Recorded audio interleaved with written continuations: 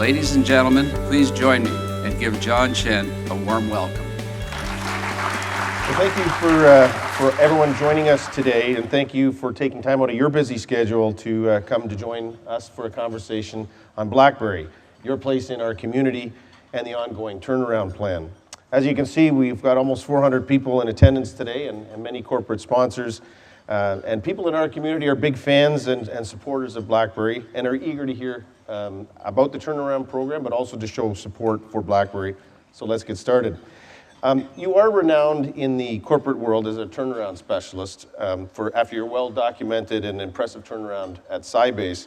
When you took over the role as CEO of BlackBerry, I can imagine you knew it would be a challenging transition, given your experience running Sybase. What lessons did you learn from your successful tenure at Sybase that have helped you in your current role at BlackBerry? Well, first of all, thank you all for coming out.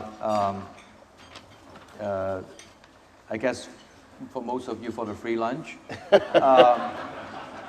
Appreciate it, and I'm so glad that we could line up our schedule so I could do this. I think that really, truthfully, there are some basic fundamentals about turnaround, and we could talk a little bit about that. But each turnaround, it's a different set of issues. So I don't think that there's a lot about Sybase that applies kind of from a technical perspective that applies to BlackBerry or anybody else for that matter in terms of turnaround. The fundamentals are that you have to look at it from a fact-based and a data-driven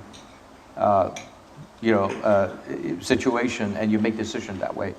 By that I mean, the most important thing about a turnaround is to stabilize the company, right? Mm-hmm. And then we chose to obviously stabilize the financial of the company.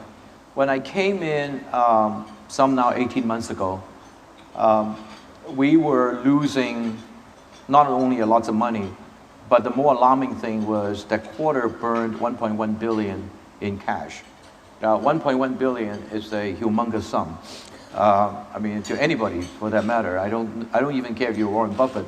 $1.1 billion get his attention. We burned that in one quarter. A lot of things have happened wrong to get to that point. And the good news is, after a lot of hard work by a lot of people, we went from spending or burning $1.1 billion to 780 some million to 200 and some million. And then the last 2 quarters, we were able to make 40 some million in cash from operation and 78 million in cash from operation.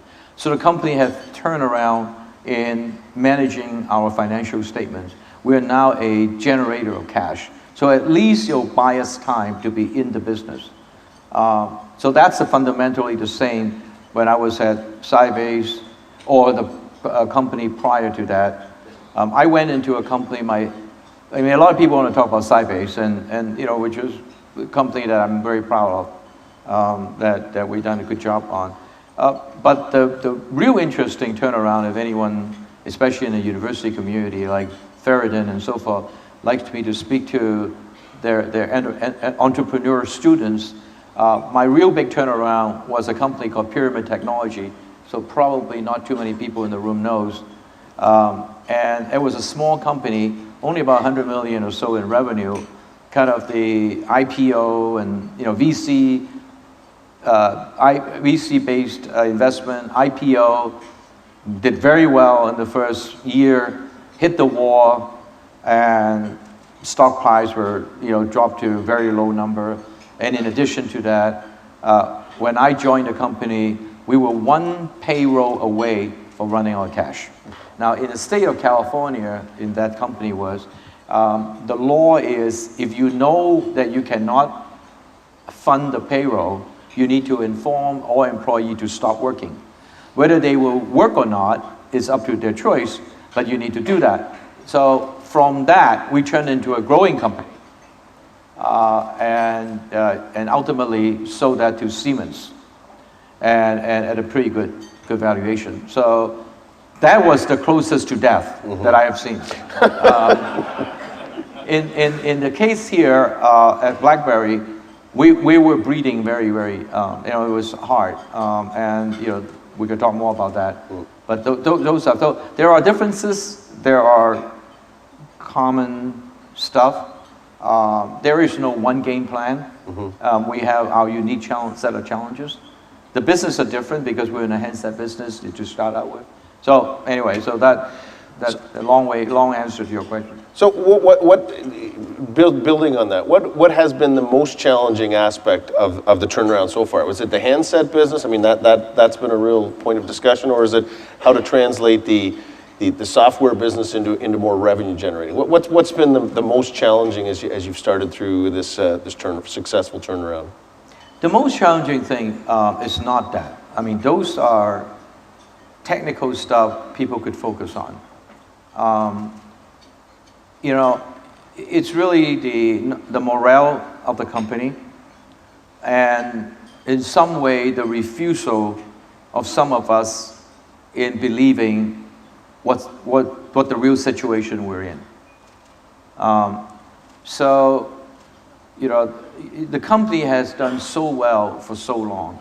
As you all know, you all know very well, being from here, right? RIM started with a pager and went into mobile handset devices for email. It was brilliant. All of us grew up with BlackBerry. The reason why we all grew up with BlackBerry was because there ain't no other choices, right? And when the other choices start showing up, I think we collectively now in the company refuse to believe that there is a sea change, and we reacted too slow, in my opinion. And this is not a negative against anybody prior to me. It actually does need somebody like me who comes in and say, let's look at the data. Let's look at what the data tell us. What is the market trying to tell us? Why are we in trouble? It's not because of lack of technology, not because of lack of trying, not because of lack of commitment. It's because of the fact that we're working on something that the customers say, I don't want it. And I want something else. So that's what we need to do. And so the number one challenge is for me, and I still remain today's challenge, is structurally and psychologically and mentality-wise, we're still a handset company. Handset is important. This is not a binary yes or no. We'll talk more about that, about our strategy. But we got to be making handset part of the solution, not the only solution. And so, given that, that mindset change has been the most difficult and is the most challenging inside a company because it created a lot of people second guessing, what the strategy is. Now, when people second guess the strategy, they don't say that I don't believe in that strategy. They will normally say we don't have a strategy. And that's a kind of a clear sign you still need to convince those people in some form. And I think that's the toughest thing. The second thing is reputationally, in the last 3 years, we have suffered a lot. And selling against that is difficult. But that's true for every turnaround. And so, and that could be solved. I need the inside mentality changed. Then everything else will fall in place.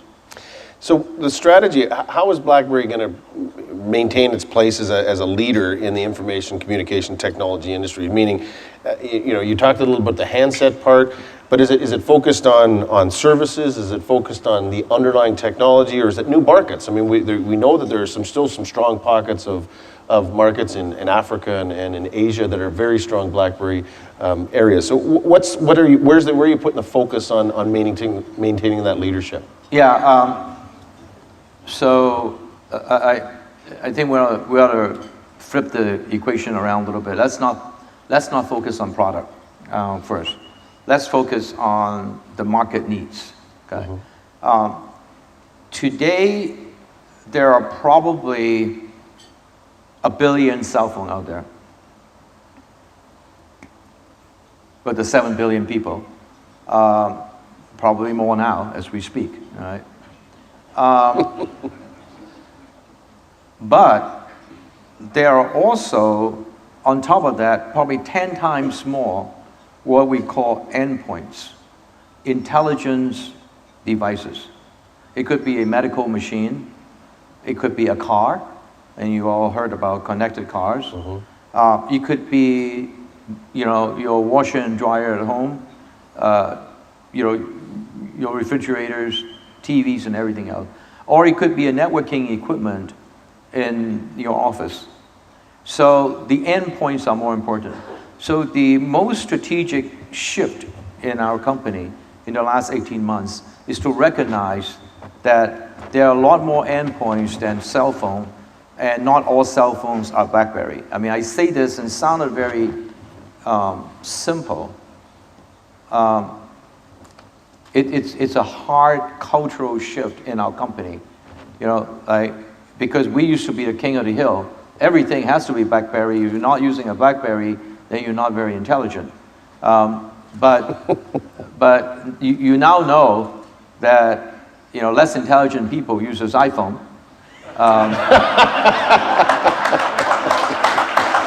So we need to include them. Just because they're not very intelligent. Yeah, you know, just because they're not very intelligent, but we still need to include them because they have money. So the number one change is we turn all our software, and our enterprise server software, to embedded software, to security software, to manage everybody's devices and endpoints. And that's going to be the basic building block of what product we build and what market we serve. On that, there's one know-how and a really strong credibility and credentials of BlackBerry is security. Security is a very interesting thing. Everybody knows they need it. Nobody really wants to pay for it. And to pay for it is not about money. It's also about processes. Because I will tell you, the most secure thing is for you or none of you to get on the internet. You get on the internet, you open yourself up, okay? Lockdown is the most secure. Well, I don't think any one of you, plus me, will forego the internet experience just because we want security. So right there and then, you have opened yourself up. Then there are various degrees of security. So we're trying to solve that issue. Give you the convenience and also help you to be protected. Individual doesn't care about security. Now I say this and you could say, what in the world are you talking about? I mean, some individual does. You know, President Obama, you know, Prime Minister Harper, you know, they care about that. They probably don't, but their people insist they care about that.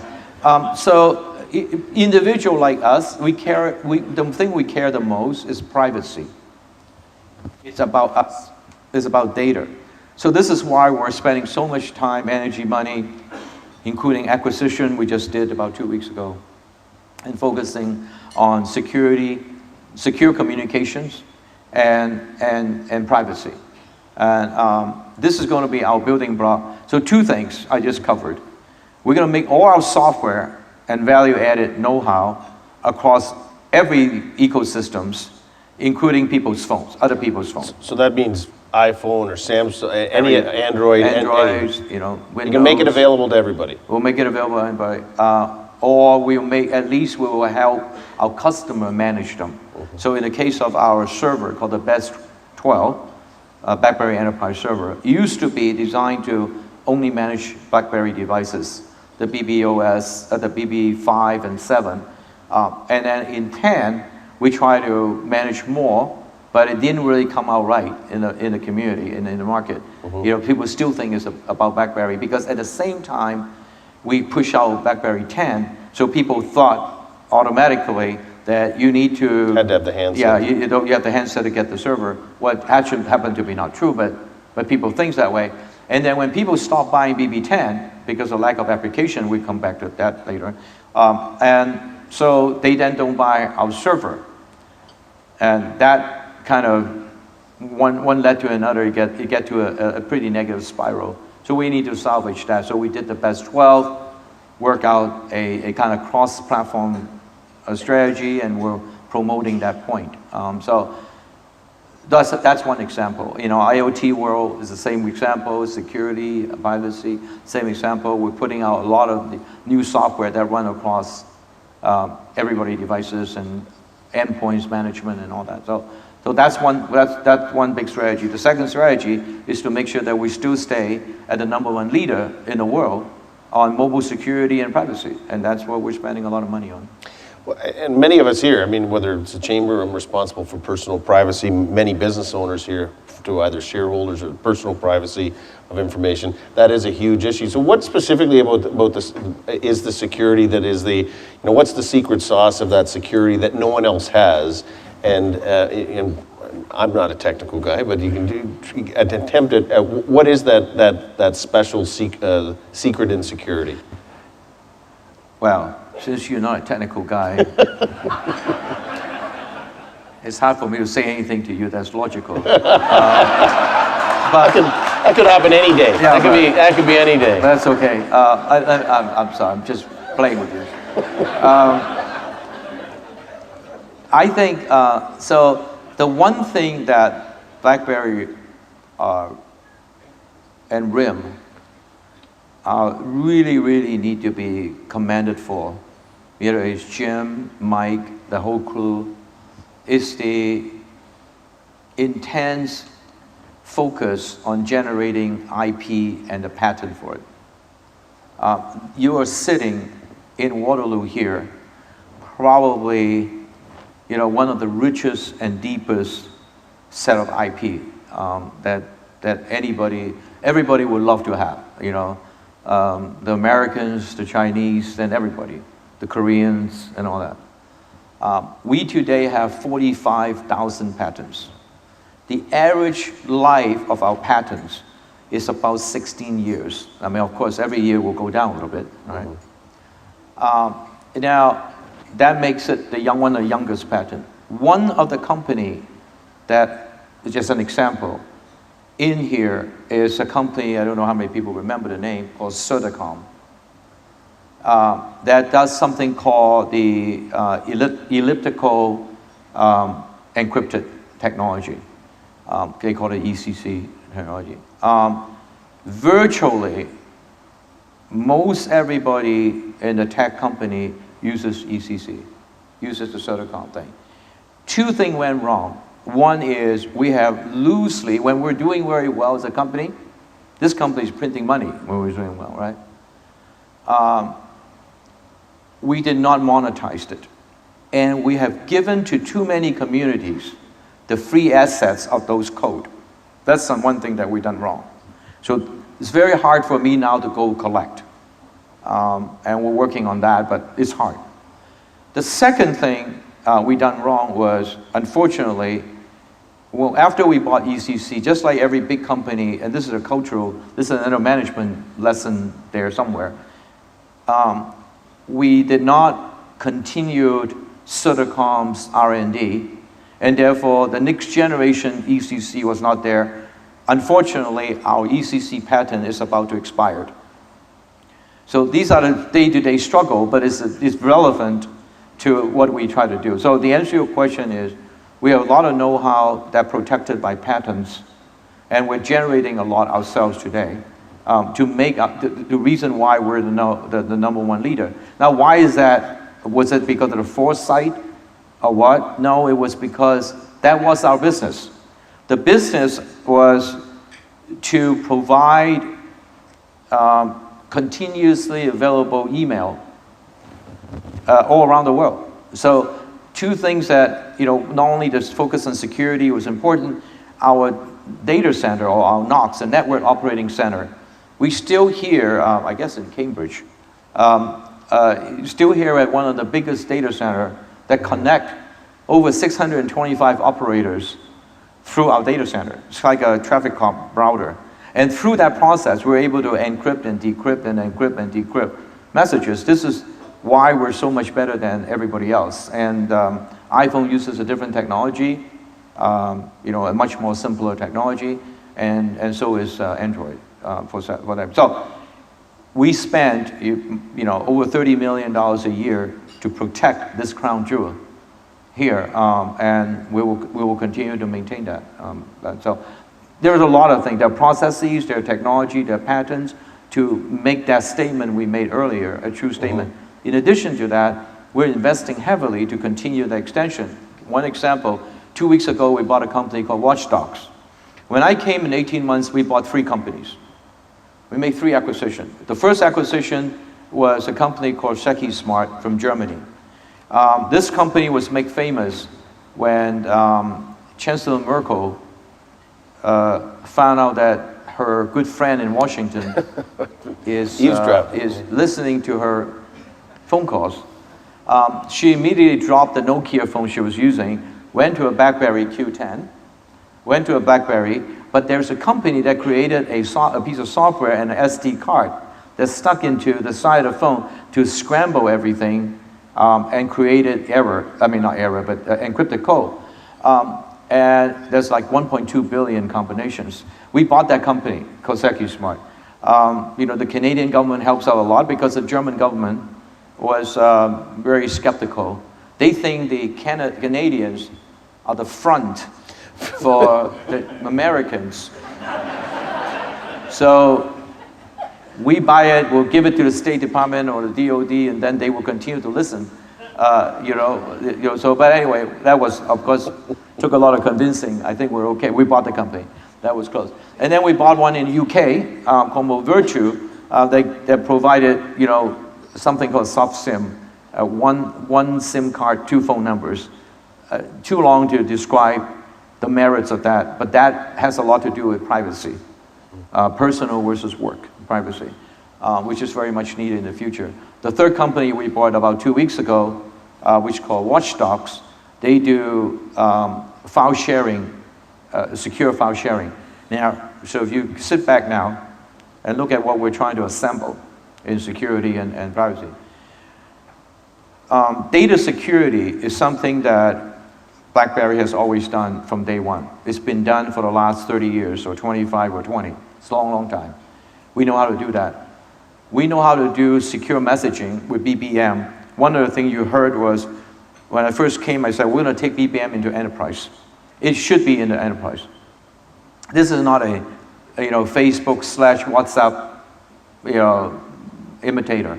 BBM should be a secure messaging among people that need serious protection, security protection. So we know how to secure data, we know how to secure messaging with those two.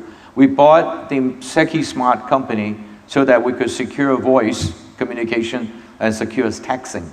We just bought a company that's secure file sharing called Watchdogs.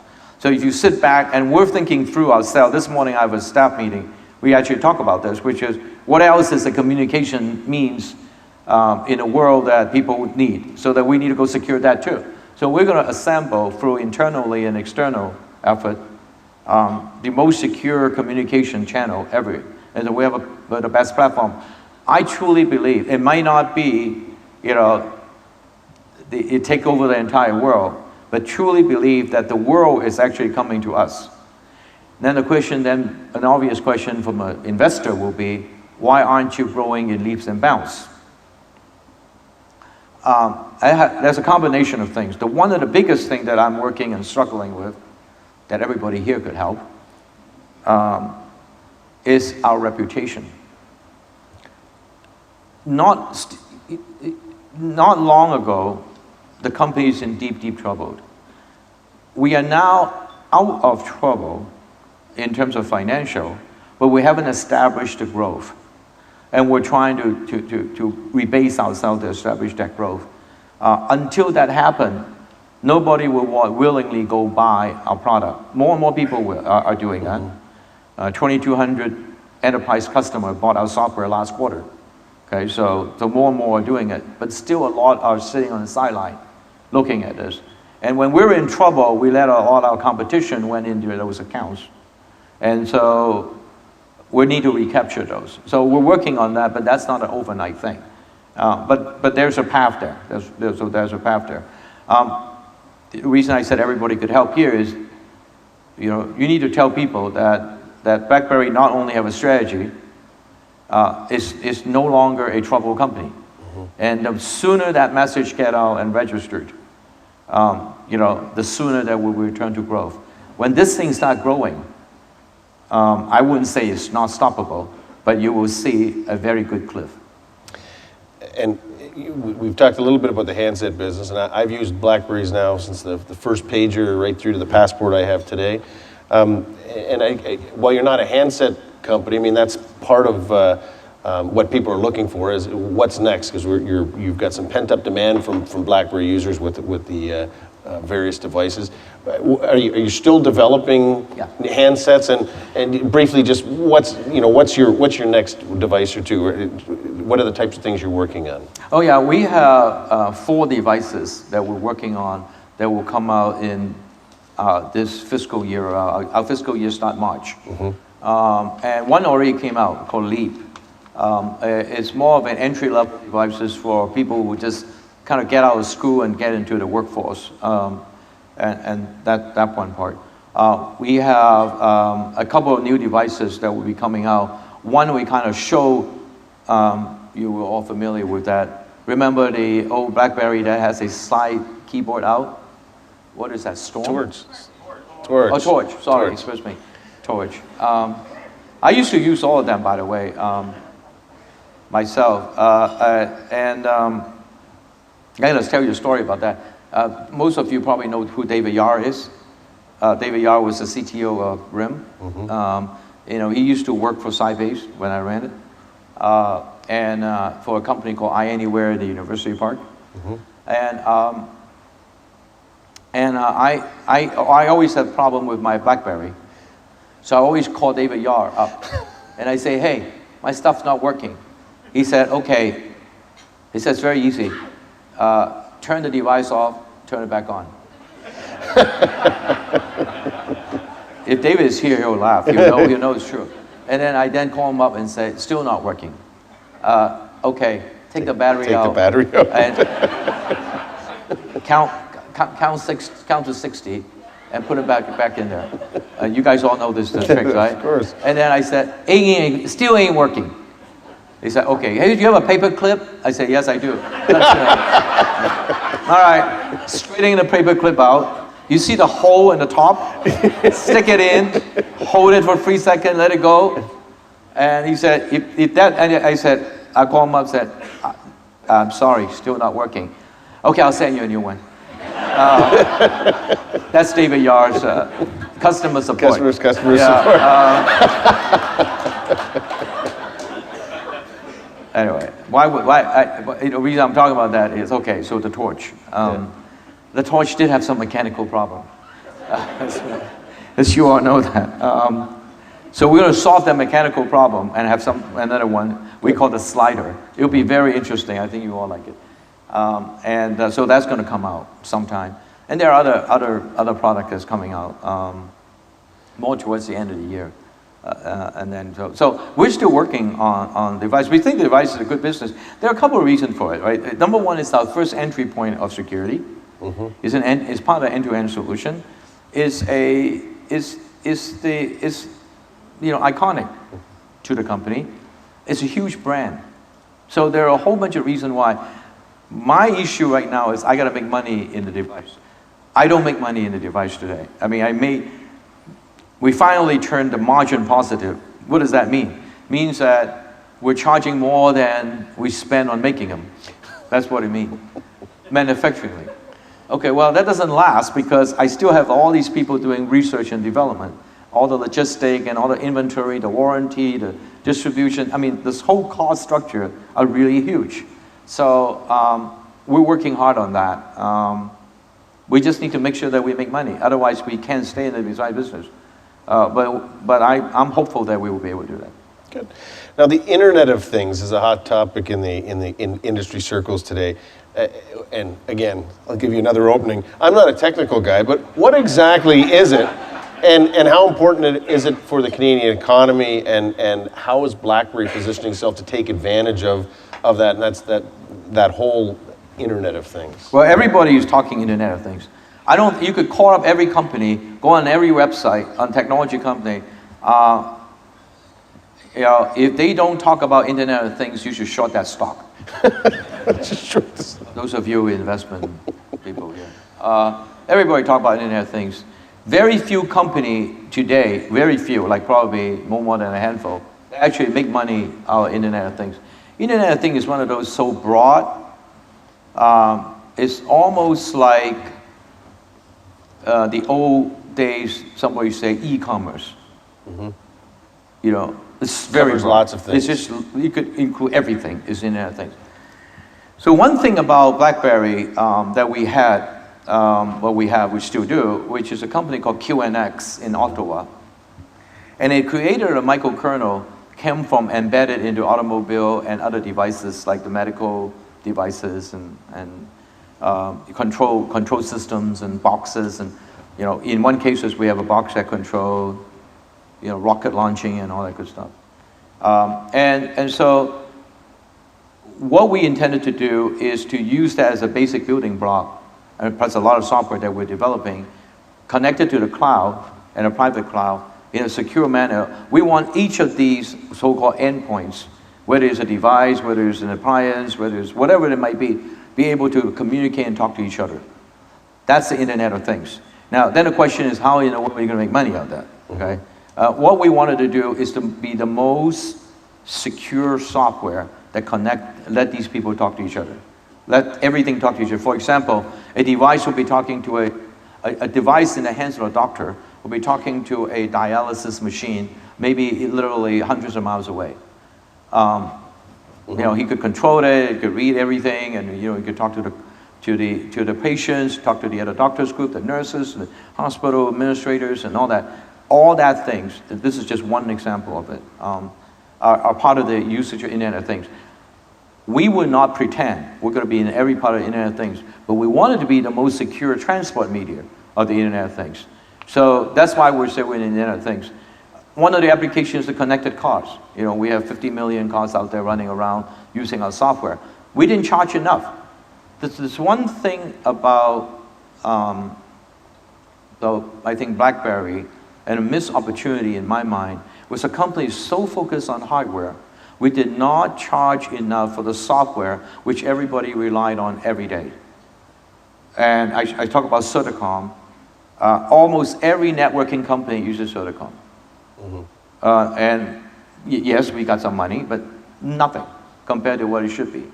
I was running Sybase, and we were doing mobile, and I wanted to get a license from RIM at the time for using Certicom, because this is the only game in town. And so I expected, honestly, at the time, Jim will give me a very big number, because he was buying hockey team and golf courses, and so I expected that, right? And then my guys here at iAnywhere in Waterloo called me up one day and say, okay, we got the quote from RIM for the license. I said, okay, what is it? They said $250,000. Wow, that was really cheap. I immediately told them on the phone, sign it before they change their mind. Okay, seriously, I'm not making this up. These are all true facts. Okay, so we sign it, and then everybody's happy going, I'll marry your way. Easily, we probably will pay $2.5 million. Easily, at the time. But it's not a culture to sell software. It's not a culture to license our know-how. This is like, if you go ask Jim and say, will you give me a discount on a torch? He said, no way, right? Even it's mechanically broken. But I know Jim and Mike, so I can say that. Anyway, so that's part of the... Right. Good. Moving on in terms of technological innovation here in Canada, and in this, certainly in this area where technology is such a big part, and BlackBerry is the leader in that, through investments, through programs with federal development of Southwestern Ontario, Mars, Communitech, there's innovation credits like the SHRED tax credits, digital media tax credit. Do you think the federal and provincial governments are doing enough to facilitate and to foster innovation not only here in the region of Waterloo, but across the country in an area that we know in digital media is going to be hugely important to the national economy moving forward. Are they doing enough, or should they be doing different things? How should they incent innovation in that in this sector? Well, I'm sure there are a lot of people in the audience are more, seriously, are more qualified and equipped to answer that question. But let me just give you a kind of a outside view looking in. Yes, we are involved, and we're involved in community tech. We see a lot of startups around us, kind of somewhat bittersweet. The sweet part is around us. The bitter part is mostly former employee of ours. So I'm not quite sure how to read that at times. Sometimes we're very sad and sometimes we're very happy, but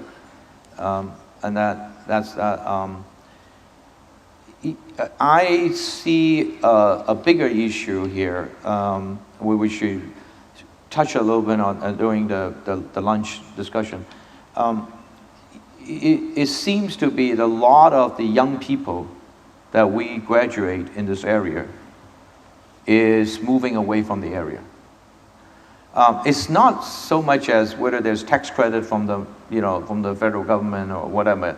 I think it's the environment. We need to build an environment so that we'll keep the talent here. And we need to build the environment that the people get attracted here, and not so much as they go somewhere else. Because I know there's a lot of people, a lot of Canadians' talents had gone over to the United States, in fact to San Jose, at the San Francisco, San Jose areas. So much so that I was told, I have never tuned into it, I was told there's a radio station that is a Canadian radio station in San Jose, where the top of the news is about what Stephen Harper does, not what Obama does. So I think this is something that needs to be focused on a little bit. More people should be encouraged to list on Toronto Stock Exchange instead of listing on NASDAQ, for example. There are enough VC around here, but a lot of the VC are funded by the Americans. So I'm not quite sure whether this is hurt or help. And that I'm not saying that Americans hurting. I can, because I got to go back. But again, I think there needs to be a more homegrown Canadian venture capitalist environment. And we certainly have the talent pool. Okay, it have a stock exchange that needs to be a little bit more aggressive on competing with NASDAQ, in my opinion. If I offended anybody here from TSX, I apologize. And then the government needs to use a lot more technology. I actually don't think the government uses enough technology. If you look at how the US system works, the US system, the government research a lot of technology, put it back in the private sector, and then buy it back as a user. And I think that's a pretty solid model in my mind. I think that link may be needed, in my opinion. But again, I'm not an expert in this area, but seems like if I contrast and compare the two environments that now I have, lived in or at least worked on, I found that being the major differences. In 2012, the region, Kitchener-Waterloo, were ranked as the 16th top startup community in the world by Startup Genome, and competing against massive metropolitan areas like Silicon Valley, New York City, London, England, Toronto, Paris. What sets our region apart, or ahead of the pack, or with the pack of those global marketplaces, competing against those massive technology hubs? I mean, you've made a choice to stay here. BlackBerry stayed here. I mean, we were having lunch with Ferrodin, so the universities. But what are all those pieces, recognizing that there's a lot that goes into that? I think the university, University of Waterloo is very well known around the world, not only because of the computer science program, but also the co-op program. And the practical experience of that, I know when I met Ferrodin, he was very proud of, rightfully so, about this program that gifted the student that opportunity and then give the ability for a company to take advantage of those talents. I mean, that's, at the end of the day, innovation is about talent. I mean, there's nothing else that's more important.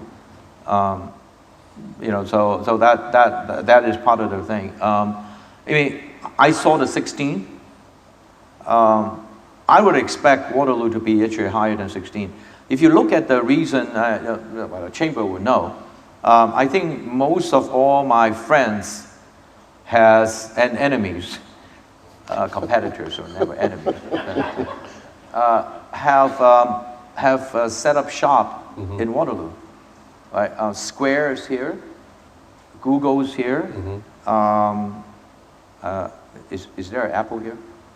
I don't know. Not an office, but I mean, I know Amazon and a lot of major company nuances are here.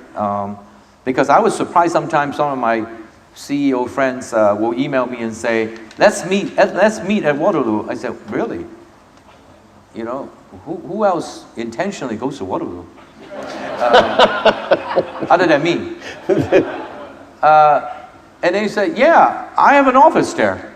I said, oh, really? So we're going to meet with some of the people here. But so there's a lot of talents here that people know they're coming here. But anyway, this is a lot more well known in the community world, I mean the technology community world, than most people think. Now, BlackBerry has been a catalyst, and you talked about many of the startups here that have former BlackBerry employees as involved in them.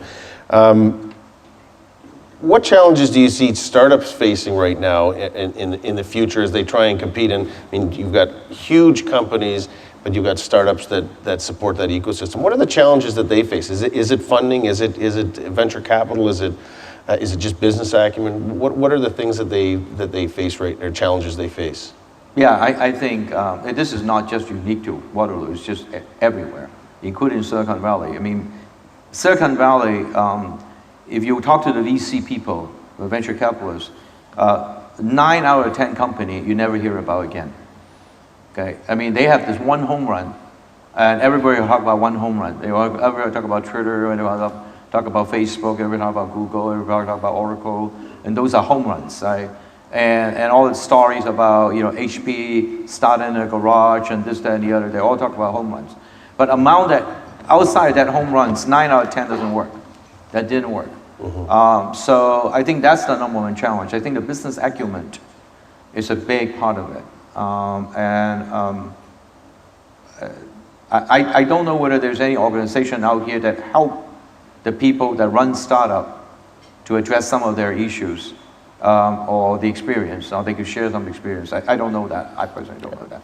And if there's that organization needs to be help grow it up even more. Because that's one good thing about Silicon Valley is, these knowledge transfers are constantly going because everybody lives in such a small environment, and there's a lot of organization that helps out, dinner speeches and so forth. And it may happen here. I'm just not connected from that perspective. Now, we've got things like Communitech that helps sustain and foster those startup companies. But there's been a lot of talk. We were talking a little bit about at lunch today about the 401 and connecting Toronto to this region and making talent able to get back and forth. But there's also the whole notion of this region, or this 401 corridor being a supercluster and supporting technology. How do you feel that the private sector and larger companies like BlackBerry and the government, both provincially and federally, can support or foster that tech collaboration to have that connectedness along the 401 corridor? We were talking, this 401 corridor is one of the most congested corridor in North America or something. So the federal government could certainly help. You got to build a better transportation system. People can get in and out. Nothing really happened. It's actually reasonably simple. In the tech business, we would want concentration. I mean, we would like to have a community that there are many companies around, and you see that around the world too. And when that's attract talent pool, that attracts local economy, improve local economy. And that would be the healthier situation. We don't want to be isolated, like I'm not about to move the headquarters to Halifax or something. Nothing wrong with Halifax, but, because I can't get the people, get the talents, right? And so that's important. That's very important. So the private sector will come. Affordable housing is a big deal because we like to attract new talents. New talents need a good way to build up their nested eggs, their life. If young people come and husband and wife work together, they want to have a professional environment. They want to be able to afford a house, and also, so real estate around it is important. Community around it so that they could spend time outside of work in those areas. Those are important. That's a more of a local community thing, but transportation is paramount. And as we, getting the right talent in the community, we did talk about this as it relates to transportation. Getting the right talent into this community is hugely important. BlackBerry's been a huge supporter, along with many in this room, on the importance of, in our case, two-way go, which gets people in and out of Toronto. And that major infrastructure you're talking about, transportation infrastructure, is very important. Maybe draw the connection, because you may have more experience in the valley of that notion of being connected from San Francisco to San Jose, of moving people back and forth, and how the business community reinforce, because that's something we always need to. How do we get the governments to listen that we need that transportation infrastructure right now to move people back and forth? How were you successful in maybe the Valley model of facilitating that transportation link? The Valley is not successful at all. No? No, not in this area. We now have 2 or 3 different clusters in the Bay Area. Okay. One cluster in the San Jose Mountain View clusters, and then there's one cluster in San Francisco, one cluster in the East Bay. Okay, the San Francisco cluster and San Jose cluster, which, for those people who know the geography, has a major freeway called 101, right there, and the airport is right in the middle. Now they're very concentrated and very congested in the San Francisco area, in the city. So that needs to be solved.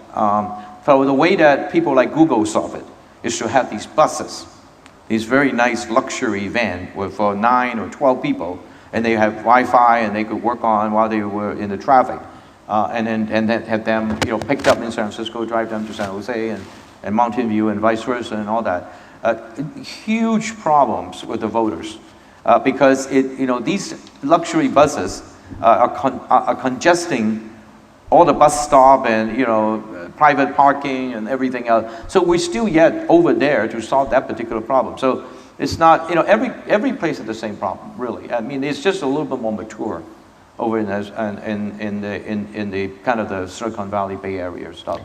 So is the business community putting its voice, saying to both municipal and the state government in California, saying you got to fix this problem?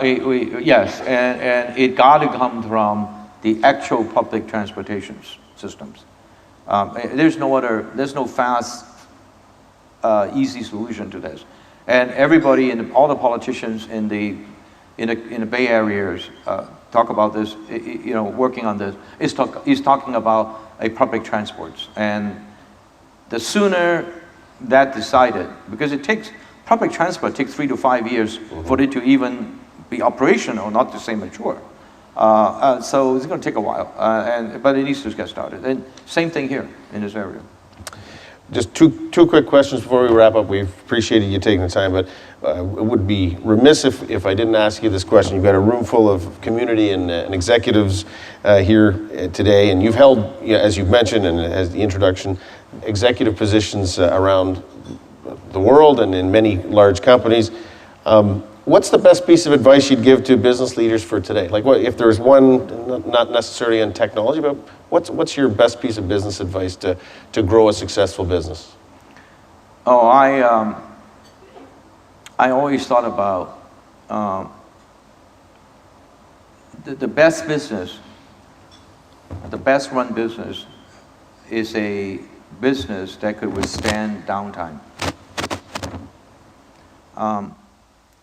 every company goes up and down. I don't know whether you guys remember, in 1997, Apple Computer was trading at cash value.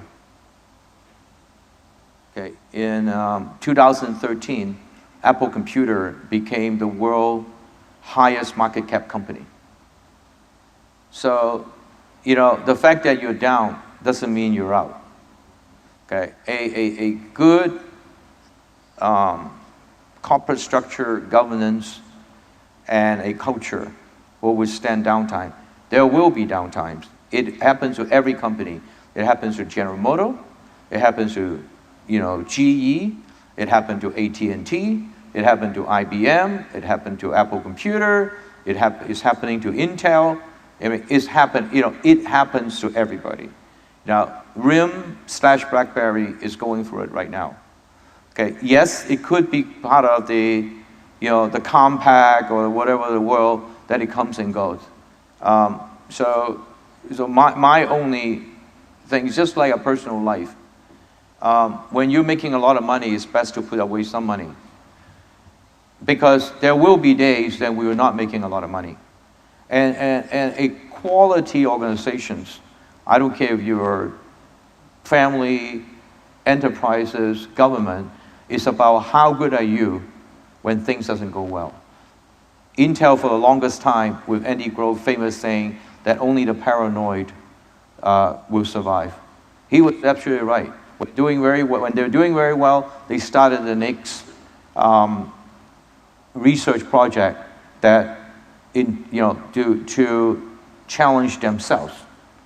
And that needs to happen. Everybody's will go through it, and I will spend all my time focusing on fundamentally, it's like building a house. Fundamentally, could you withhold against all the adversary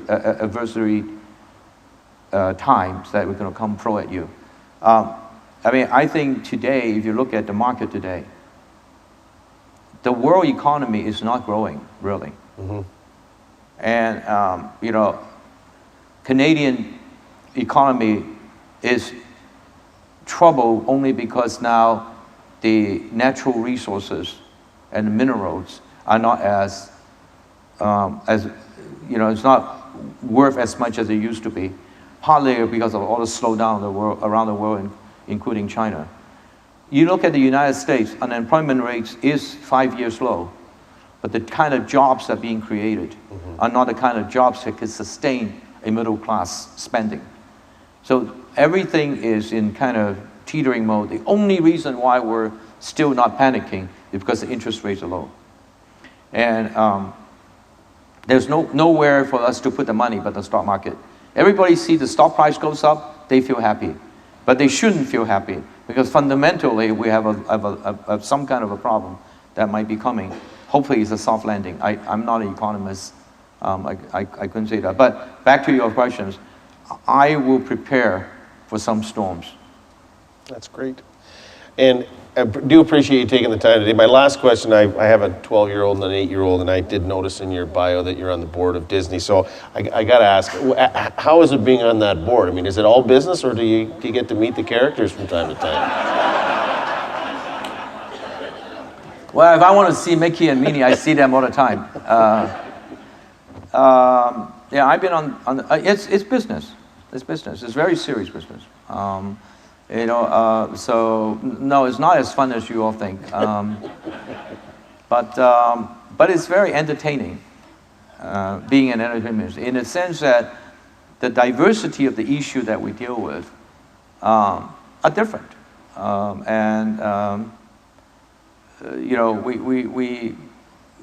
As again, we work on business side of the equations and governance side of the equations. The company is doing extremely well.